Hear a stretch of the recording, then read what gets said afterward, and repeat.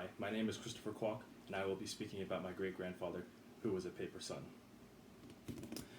During the mid-1800s, Chinese immigrants had moved to the United States in hope of achieving the American dream.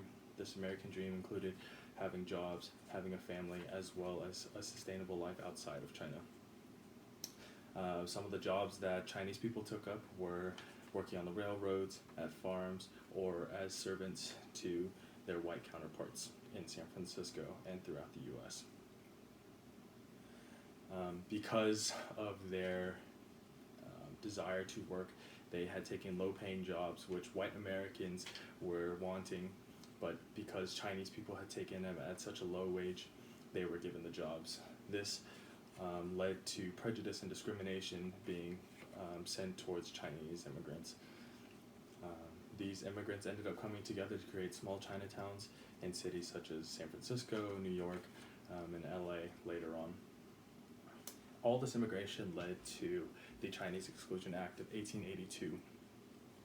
This act was put together by President Arthur and was the only government formed act that specifically barred an ethnicity or race from entering the United States. This act was only supposed to last for about 10 years, but in 1892 it was extended indefinitely until 1943 in World War II, where the US government needed to have face for the Asian American community.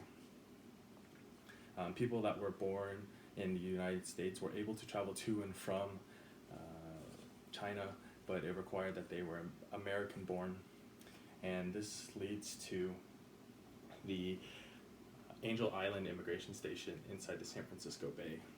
From 1910 to 1940, all travelers from China and Asia needed to go through this station in order to enter the United States.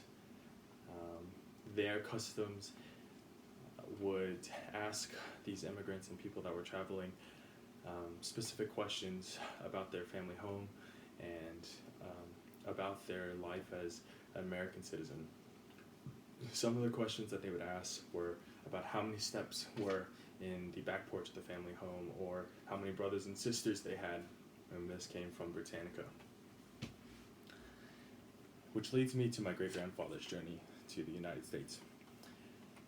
During the San Francisco earthquake of 1906, nearly all records about Chinese citizenships were lost in fires, and therefore had kind of opened up space for Chinese immigrants to create false identities for people. These Chinese people were able to create false identities of having children, such as sons and daughters, that were born in the United States but were sent over to China. And this was a way to sell these identities and make money. My great-grandfather, was able to receive one of these and purchase one of these paper son identifications, and had moved here at the young age of 17. He worked in farms, in low-paying jobs, and at restaurants in ways of surviving in the United States. In 1966, the amnesty program was put together in order to allow immigrants that were under a different name or false identity to assume their original identity. So from being a Fong under the paper son identity, he was able to change his last name back to Kwok.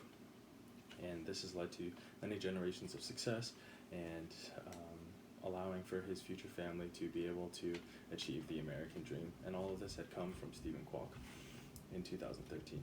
Thank you.